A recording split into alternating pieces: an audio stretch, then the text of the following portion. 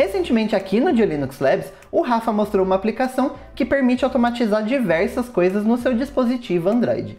No vídeo de hoje, eu vou te mostrar como fazer algo parecido, mas nos dispositivos da Apple. Assim você vai conseguir fazer o seu computador e o seu celular trabalhar para você.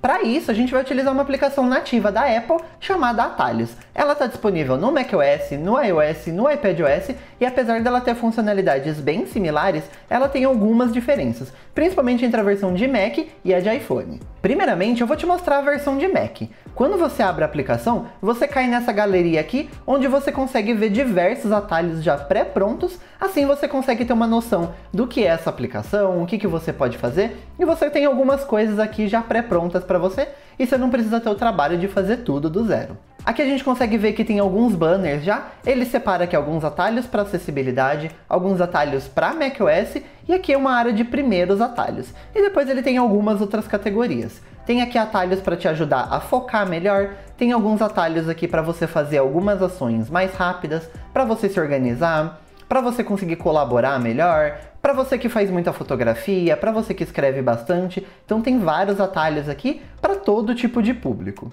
Aqui a gente consegue ver alguns exemplos. Ó, tem um atalho para a gente poder transformar um texto em áudio, para a gente parar distrações, para a gente poder adicionar vários lembretes em lotes. Tem um aqui de quantos dias até, então sempre se você está fazendo esse cálculo de quantos dias são até uma determinada data, você tem um atalho e consegue fazer isso de maneira muito mais rápida. Se a gente clicar aqui, a gente consegue ver a descrição. Ó. Veja quantos dias faltam para uma data da sua escolha. Por exemplo, você pode criar uma contagem regressiva de quantos dias faltam até o seu aniversário, uma próxima grande viagem e muito mais. Inclusive, a gente consegue ver aqui mais detalhes sobre esse atalho. Ele funciona com a Siri, você pode chamar ela e falar quantos dias até, e aí ele vai executar esse atalho e também aparece no Apple Watch. Então isso aqui é bem legal. Você consegue inclusive integrar esses atalhos com a Siri e você também consegue lançar ele através do Apple Watch. Então dependendo do atalho que você criar, você pode simplesmente no seu relógio apertar um clique e você lançar esse atalho e fazer a tarefa que você quer. Se você quiser adicionar um desses atalhos, é só você vir aqui, clicar no botão de adicionar atalho e nesse caso aqui ele vai aparecer essa janelinha de configuração. Inclusive se você quiser criar o seu próprio atalho, você consegue adicionar essas telas de configuração, porque dependendo do atalho você precisa de uma informação já pré-adicionada. Aqui no caso ele está perguntando qual é a data do evento que eu estou contando. Eu vou, por exemplo, colocar aqui dia 1 de setembro de 2023. Qual é o nome do evento? Vou colocar início de setembro. Depois eu venho aqui, clico em adicionar atalho e pronto, esse atalho já está adicionado na minha galeria pessoal de atalhos. Agora eu vou mostrar justamente isso para vocês, onde fica todos os nossos atalhos. Aqui ó, a gente consegue ver que ele já está aparecendo quantos dias até. Se eu clicar no play, ele vai inclusive rodar aqui já o atalho para mim, ele vai falar, ó, o início de setembro é em 7 dias, 3 horas e 25 minutos. Eu clico aqui em OK e pronto, eu consegui já rodar esse atalho e mais uma vez eu posso lançar isso através do Apple Watch, através da Siri e eu também consigo rodar isso no iPhone e no iPad, por exemplo. Depois aqui eu tenho vários outros atalhos, todos esses aqui são atalhos que eu criei para o meu uso do dia a dia e eu vou mostrar um pouquinho deles para vocês. E aqui vocês conseguem ver inclusive que eles estão organizados por pasta. Então se você tem muitos atalhos, você consegue organizar eles bem bonitinho, você consegue vir aqui, ó, você consegue definir um ícone para cada um dessas pastas, então você consegue definir bem por categoria e ficar bem visual. E hoje eu quero mostrar para vocês dois atalhos que eu criei. O primeiro deles é o de converter para PNG. Vira e mexe, eu preciso baixar alguma imagem da internet e às vezes ela vem em algum formato que eu não consigo subir depois em alguma outra aplicação,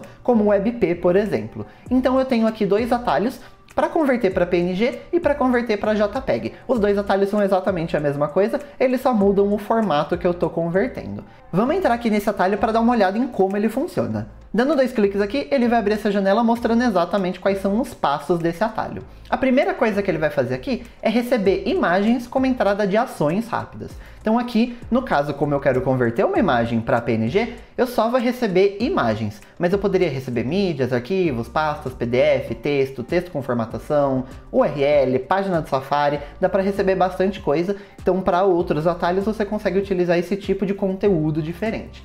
Aqui, no caso de ações rápidas, eu já vou mostrar para vocês exatamente o que é essa ação rápida. Aqui ele fala, se não houver nenhuma entrada, ele vai parar esse atalho e vai responder. Esse atalho só é compatível com imagens. Informe um arquivo válido.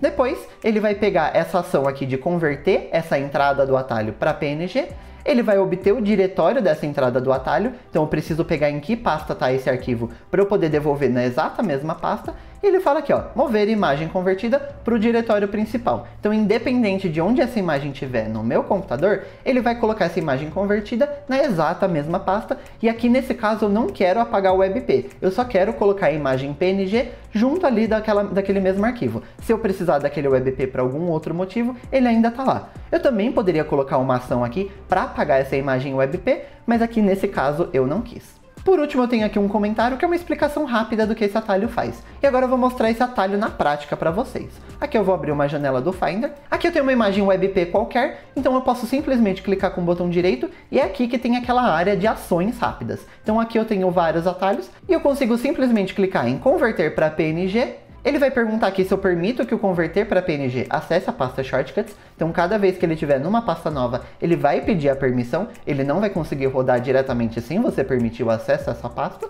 Eu vou clicar aqui em OK e pronto. Ele já criou aqui uma imagem em PNG para mim. Então isso aqui acaba facilitando muito tempo quando eu tenho várias imagens para converter, ao invés de eu precisar abrir o navegador, entrar num site que converte isso aqui, subir a imagem, depois baixar a imagem, apagar o WebP. Então aqui eu simplesmente consigo clicar com o botão direito, selecionar uma opção e pronto, ele já converte para mim rapidinho. Mas voltando aqui para o atalho, eu quero mostrar um pouquinho mais sobre essa coluna aqui da direita, que tem mais algumas opções que a gente pode adicionar. Eu tenho aqui essa opção de fixar na barra de menus, então dependendo do atalho, se você quiser ter um acesso fácil, onde você simplesmente clica nesse atalho, ele vai funcionar, ele vai ficar fixado lá na barra superior do macOS. Então você pode simplesmente ir lá, clicar no ícone de atalhos e clicar no atalho que você quiser. Depois tem essa opção aqui de mostrar ou compartilhar. Então no navegador e alguns outros aplicativos tem um botão de compartilhar e você consegue compartilhar aquela informação com os atalhos, por exemplo. Depois tem essa opção aqui de receber o que está na tela, que o nome é bem explicativo, ele vai receber exatamente o que está na tela.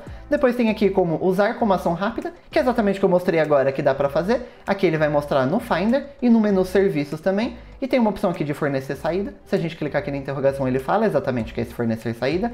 Depois tem um botão aqui de atalho de teclado. Então se você quiser ativar um atalho através de um comando no seu teclado, você consegue fazer isso também. E tem a opção aqui de mostrar no Apple Watch. Depois tem aqui a opção de privacidade. Aqui no caso ele fala que permitir execução quando bloqueado. Aí dependendo do tipo de coisa que você adicionar aqui, ele pode pedir mais algumas informações e vai exibir aqui na área de privacidade.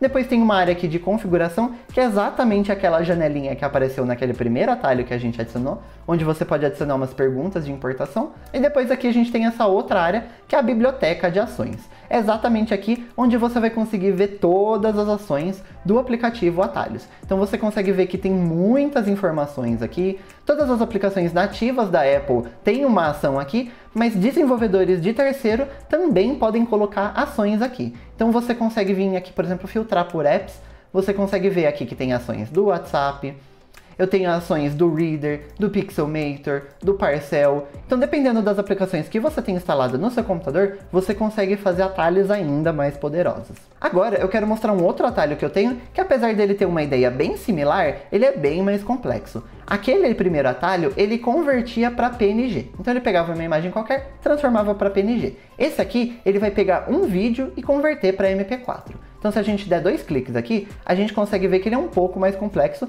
Isso porque não existe uma ação para converter vídeo. Então, aqui no caso, o que eu estou fazendo é utilizando o FFmpeg de terminal, exatamente o mesmo FFmpeg que está disponível para Linux, e passando aqui dentro do atalho. Só que aqui nesse caso, eu quero pegar o nome do arquivo, a extensão do arquivo e o caminho dele para eu conseguir depois passar ali no terminal certinho.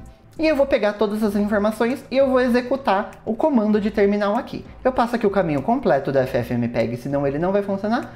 O traço I, e aí primeiro eu passo esse caminho, que ele vai mostrar qual é o arquivo original e aonde que ele está. E depois aqui o output eu coloco no caminho também, só que depois o nome .mp4, que é o arquivo novo que ele vai gerar. E aqui no caso, como para converter vídeos é um pouco mais demorado do que imagem, a gente viu que imagem é menos de 1 segundo, e vídeo, dependendo do tamanho, pode levar 5, 10, às vezes até 1 minuto, então eu coloquei aqui uma notificação para eu saber exatamente quando esse vídeo terminar de ser convertido. Então aqui eu tenho uma ação de mostrar a notificação. Ele vai falar, o seu arquivo, nome.extensão do arquivo, foi convertido com sucesso para MP4. Agora no iOS é um pouquinho diferente. Toda essa área de atalhos aqui, você consegue fazer também no iOS, inclusive esses mesmos atalhos você consegue rodar no seu iPhone, é claro que menos os atalhos que exigem um aplicativo exclusivo de Mac, como por exemplo esse de converter para MP4, que ele usa o terminal e não tem terminal para o iPhone, então aí você não vai conseguir utilizar, mas de resto você consegue rodar tudo igualzinho. E uma área que tem na versão de iPhone, mas não tem na de Mac,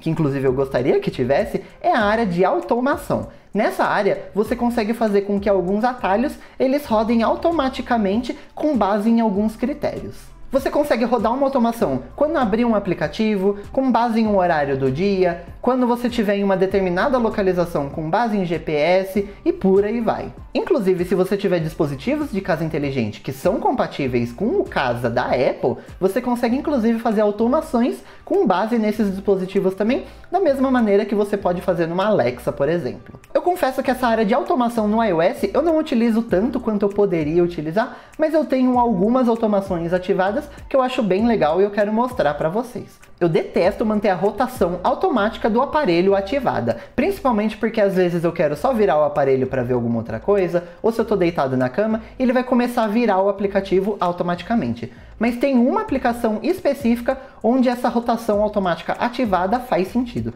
que é no aplicativo Fotos. Então eu tenho duas automações para isso. Quando eu abrir o aplicativo Fotos, ele vai ativar a rotação automática e assim que eu fechar a aplicação, ele vai desativar para mim. Então quando eu abrir a aplicação, eu consigo simplesmente virar o celular e ver uma imagem que está na horizontal, por exemplo, ou ver um vídeo sem ter aquelas bordas pretas, por exemplo. E mais ou menos seguindo essa ideia, eu tenho outras duas automações que quando o aparelho chegar em 20% de bateria, ele vai ativar automaticamente o modo de pouca energia e assim que ele passar de 20%, ele vai desativar para mim. Mas é óbvio que você consegue fazer automações muito mais complexas que isso, com mais do que uma ação, tudo depende da sua necessidade e da sua criatividade. Uma das coisas mais fascinantes da tecnologia para mim é quando a gente consegue utilizar ela para ajudar no nosso dia a dia e deixar algumas tarefas muito mais fáceis, né? E a automação tá aí exatamente para isso. Eu espero que você tenha curtido essa dica e se você quiser conferir o vídeo do Rafa sobre automação no Android, é só clicar nesse vídeo aqui do lado. Eu te vejo lá.